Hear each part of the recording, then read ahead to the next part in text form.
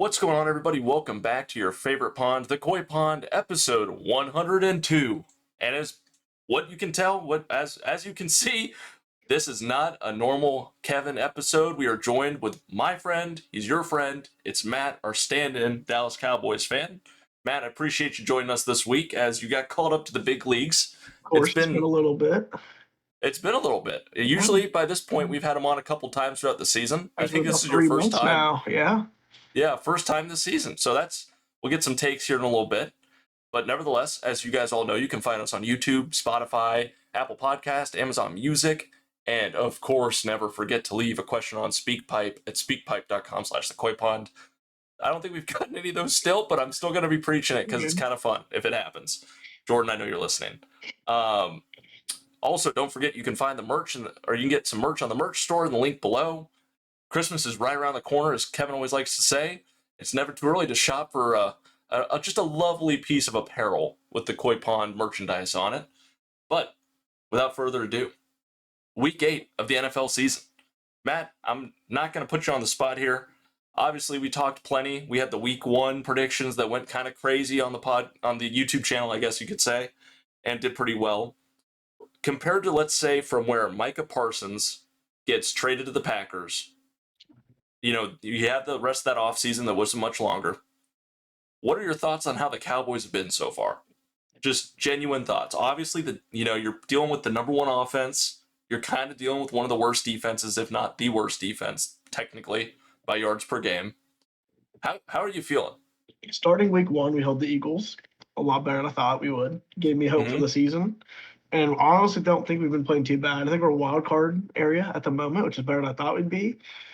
They gave us hope, then we got blown up by the Bears, and that shot that down, and now we're back to playing well. George Pickens is playing well, CD's playing well, so I feel like we're finally finding somewhere to go. If we can fix the defense a little bit, I think we're wild card area, one game in and then out probably, but better than I thought it would be this season. So I can't complain too much. I would agree with that.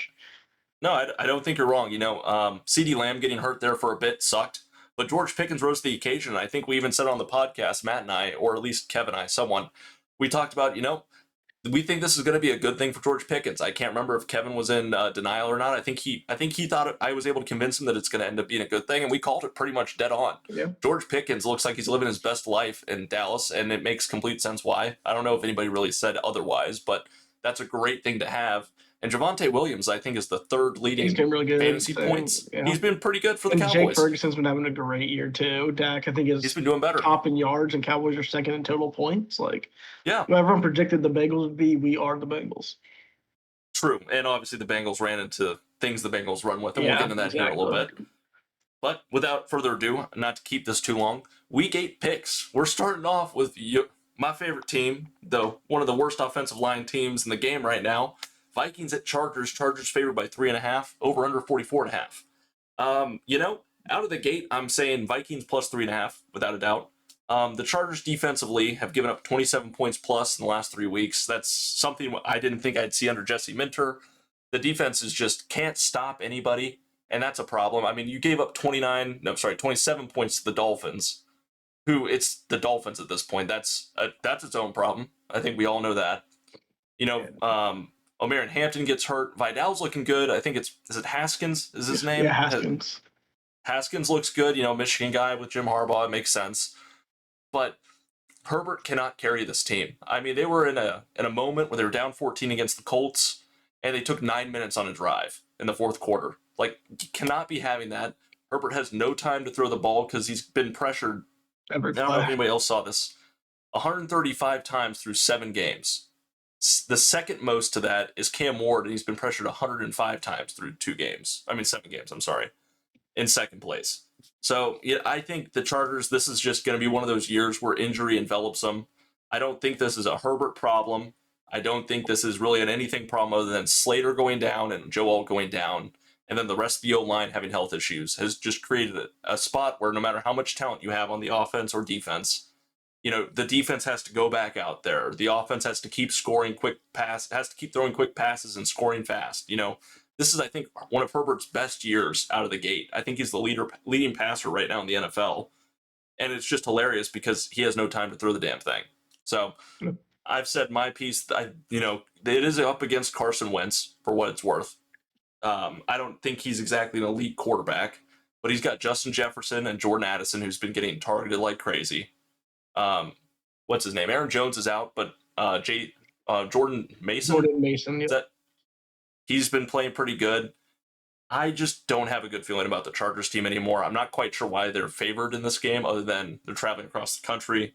Personally, I'll be taking the Vikings plus 3.5, but it's just, injuries would once again hit the Chargers and they're falling, is my opinion. I don't know, Matt, if you share a similar sentiment or have anything to add about I was Carson Wentz's. very, very high on the Vikings when the year started. I think Carson Wentz playing gives the Vikings an edge. I think they would have started the rookie. I think the Chargers Yeah, JJ would have won. McCarthy. Yeah, JJ McCarthy. I was really high on him. He did not pan out, obviously. So I think Well, 3.5 is fair for the Vikings. and you get the hook. I mean, I don't doubt that Herbert will be able to score points. I'm not saying that at all. It's just one of those things where these continual injuries are just beating the hell out of him. Maybe Yeah. Vidal has a great game. I don't know, but that O-line's so banged up. I just don't trust it at this point. I would love for the Chargers to win. Don't get my words twisted. But it's an Amazon Prime game. Like the 3.5. This game probably gets decided by 2 points. See, I wonder if they honestly. tried to do what the Bengals did with Jamar, just throw it to JJ 25 times a game and just try to figure something else Yeah. out because their offense has been struggling to get them out even with those weapons. So And the Vikings defense, we'll see. Van Ginkel is out, and who knows what we're gonna get here. Sorry if you hear Cleo trying to break into the room I'm recording from. Let's see here. There we go. Next game. Dolphins at Falcons. Falcons, kind of one of the most up and down teams in the NFL right now. You kill the Bills, and then you can't do anything the next week. Yeah, shut up by the Panthers. Can't beat the 49ers. You know what? We're getting Bijan Robinson. We're getting Michael Penix at home. All right. I think the Falcons at home is a much different monster than the Falcons away, potentially. They have random moments where they offensively look amazing, and then other games they don't look half as good. Dolphins, they're a broken team right now. I don't know what to. I've been a huge Dolphins hater for years now, ever since Tua was drafted. But I mean, this is looking rough. This is looking bad. Waller not going to be playing, but good lord, I think we all know the clear and obvious choice here. Matt, I don't know what you're thinking. I would be for 150 scrimmage yards. Yeah. What Dolphins ranked 32nd against the rush, against running game, averaging 156 rush yards a week. Yeah. I think Bijan Robinson could potentially have a career game this week. And, Atlanta minus 7.5, I don't hate it. I think the Falcons could easily win this by 10 or more. I agree. Yeah, 44.5, you might take the over. There's a slight chance that the Falcons can score 35. The Dolphins might be able to put up 10, honestly. Yeah, I mean, HA's still a dog. That's the real thing. If HA gets moving, they'll score. If they can't, then they're dead in the water. Yep. And you know what? Tua's still playing this week. We'll have to see. Yeah. That'll be a real fun game there. Who's the backup? Tua still? No, Quinn Ewers. Oh, yeah. He went in there, threw a pick, a bad pass, and yeah. Yep. He's still around. Next game. Jets at Bengals. Bengals, obviously, Matt and I were there for that Thursday night win against the Steelers. It was awesome. Bengals still gave up 31 points, but Joe Flacco gave them a breath of fresh air on offense, throwing to probably his best receivers he's ever had. Something to say about the Steelers defense for sure. I know there was some gripe with that. But Bengals scored points, you can't be too mad about that in a divisional game for sure. And meanwhile, the Jets, a little banged up. Justin Fields, bye-bye. Tyrod Taylor's here. In an interview today, they said that they're not going to tell who's starting because they don't want to give the Bengals that information. Oh, God. So don't let him know if it's Tyrod or Justin. Yeah, I know. You're getting ass or ass. I think that's what I saw. Apologies if this is wrong information. I'm pretty sure that's what. But, if they don't have Sauce Gardner and they don't have Garrett Wilson, it doesn't seem like many of those Jets players want to be there right now. No. And it's at Cincy. Bengals obviously played Thursday, so they get a little bit of a longer week. I don't think that's a big deal here. Honestly, I might lay the Cincy minus 6.5. I like them Cincy minus 6.5. They're coming in with momentum on a high. The biggest high they've had all season ever since Joe Burrow got hurt, and the Jets are at the lowest of the low. Keep it rolling, maybe. I mean, this could very well be the NFL doesn't make sense, but I think that happens when the Jets are at home. I like Cincy here, to be honest with you. The over-under 43.5. I would imagine this is going to be a high scoring game. The Bengals defense is not much better, if at all better. So take the over potentially. But obviously, that being said, Tyrod Taylor did not look great when he came in for Justin Fields, and he got hurt. Nope. Or he was partially hurt. So And he's still this questionable to play this week with a leg yeah. injury. So this could really be a shit show of a game. Where I'm getting at, but I do like Cincy minus 6.5. I do too. End of the day. Yeah. Browns at Patriots. Patriots favored by 7, over under 40.5. We got a real dog on dog matchup here. All right, we got the Browns. I think passing defense is top 3, number 1, somewhere in there, yards per game, and going up against the Patriots, who have one of the most electric passing offenses right now, and vice versa. I think the other way with rushing defense. Patriots have one of the best rushing defenses, and the Browns were able to get the rushing game going last week, if anything. Judkins had 3 touchdowns, looked pretty good. A real coming out game against a terrible Dolphins team. That being stated, let's temper expectations. Will Campbell, this will be a big game. Garrett Wilson and the guy they just drafted on the Browns that I can't remember. Browns are coming to form. I don't think by any means I'd call them amazing or great, but got one under their belt and they might keep it moving, at least in the right direction. Patriots, though, they're looking pretty fucking dominant. Yeah. This game being at New England. Yeah, exactly. Realistically, I don't want to say I'd take Patriots money line, but I do like I'm sorry, not to hit a heavy favorite and say take Patriots money line because it's probably like minus 300. But I like the Patriots a lot this week. Maybe alt it to 6.5. I don't think this game will be too close, but the Browns defense isn't a joke either, for what it's worth. Yeah, I think the under is good. I think the Patriots still win by 7, though. Yeah, under might be the move. The Patriots shouldn't have to do too much, but who knows what the Browns offense necessarily looks like in this one. Yeah, true. Giants at Eagles. Second matchup. This is one of the games that got it rolling for the Giants, beating up the Eagles at New York in the last one. I think that game was 2 weeks ago at this point. It was 2 weeks ago, yep. That was crazy. Now, the Giants coming back a little more beat up than they were in that game. Eagles favored 7.5, over under 43.5. I think the Eagles are going to be fired up to win this game. They just got done beating the Vikings in a close matchup. One of Jalen Hurts' best games ever. I think they kind of keep that momentum going, finding Devontae Smith and A.J. Brown once again.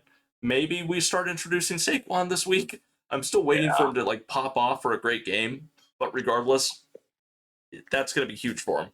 Eagles, again, I like them probably minus 7.5.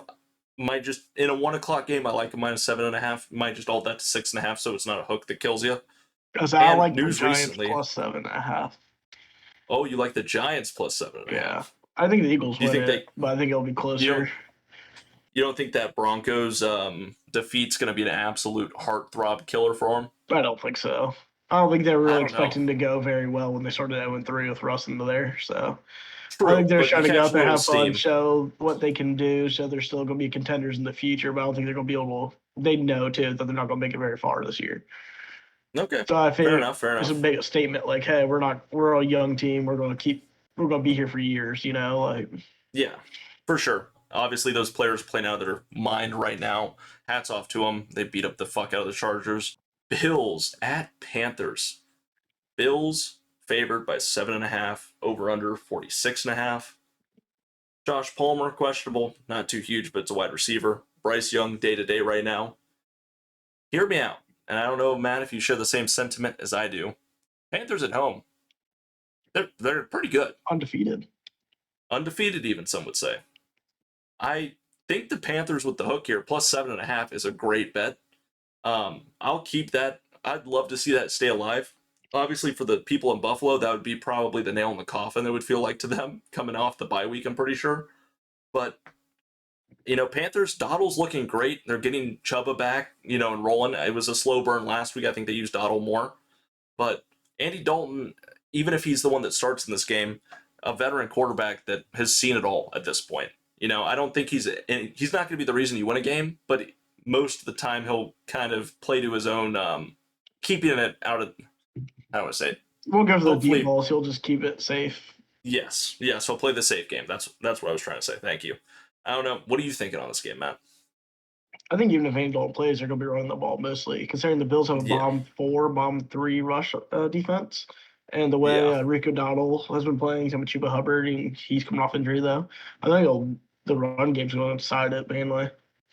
Yeah, and that'll chew clock, and this game will go a lot quicker, which even lends itself more to the Panthers. Panthers plus 7.5 in Yeah, so that I like case. the Panthers plus 7.5 a lot. There's going to be an upset. I'd say this is going to be the upset of the week. I could see it.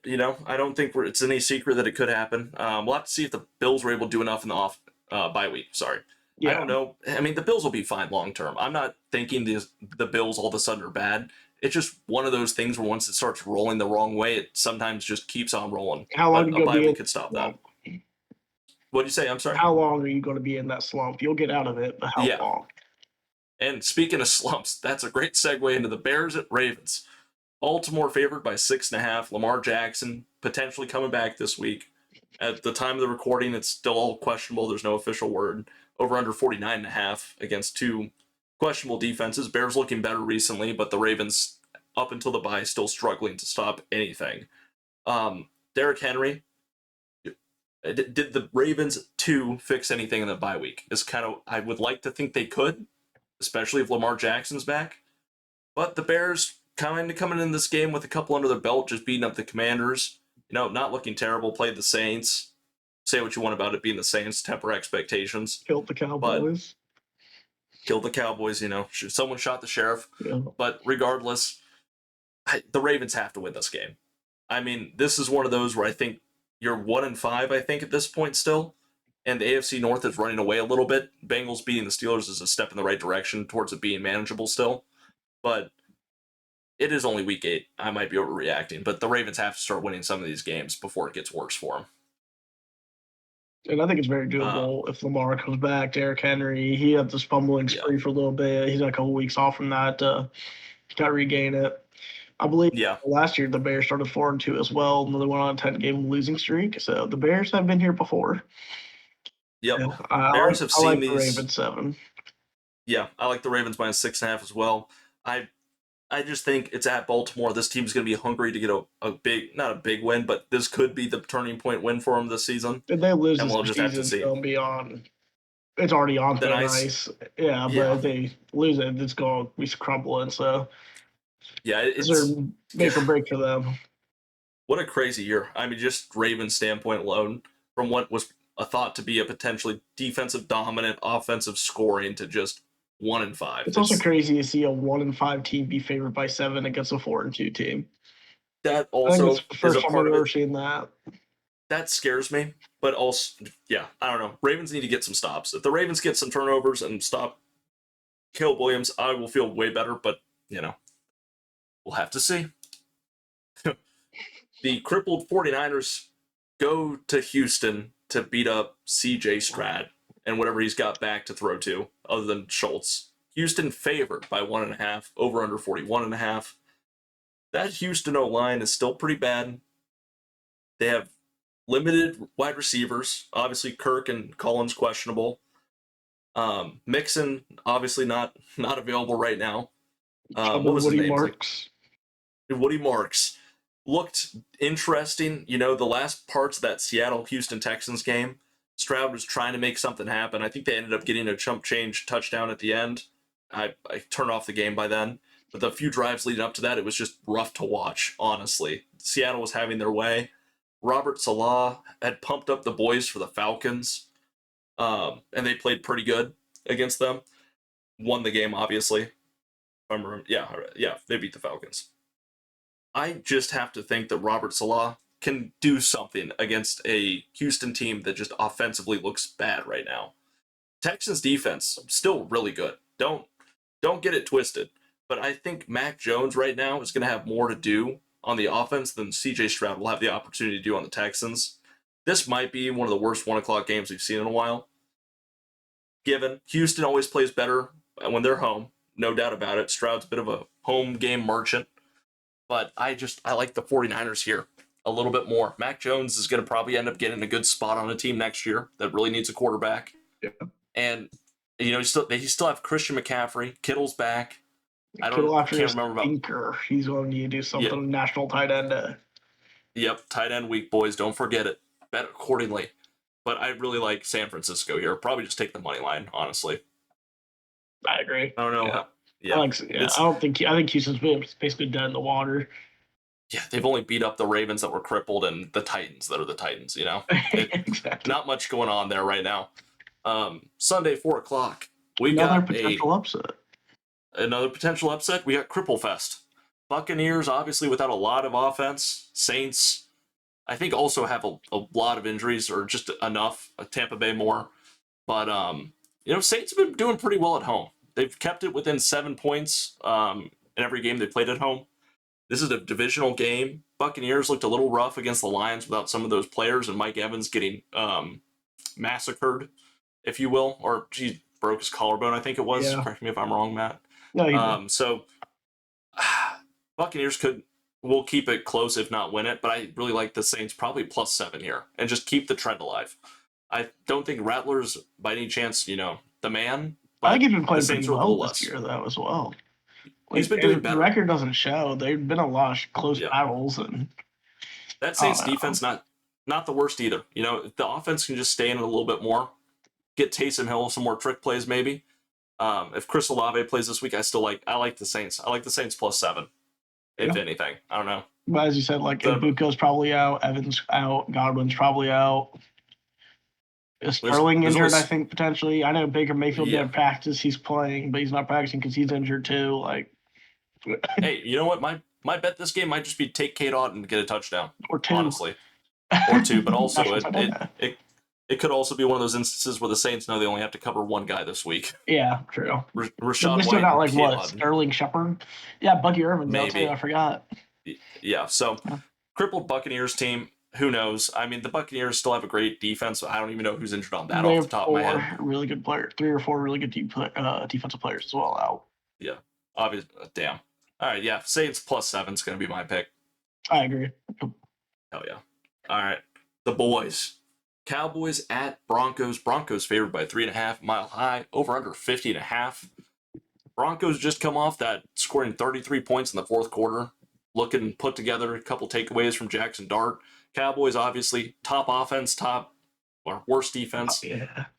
Cowboys are able to score. They're going to score, run up that score. With how that game went and getting a little bit healthier on defense, I don't hate the Cowboys here. Now, historically, I'm pretty sure the Broncos have just smacked the Cowboys in the mouth when they play at home or at Denver. But,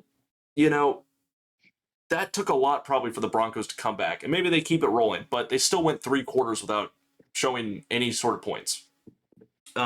Cowboys, I think, even with the defense they've got, they're going to be able to put up as many points as they need to stay in this game. Dak Prescott is doing amazing. If that record was a little bit better, I think there'd be a more legit conversation about MVP.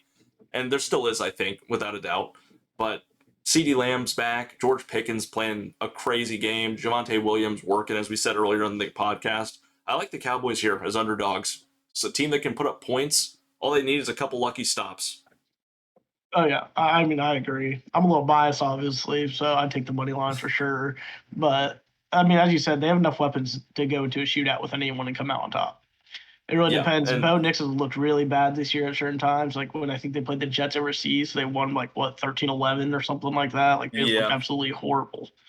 And then they could come out to the Cowboys and do amazing. Against the Giants, they got shown out through 3 quarters and then somehow miraculously did well in the fourth. Like it just really depends on yep, what Bo Nix you're getting that day.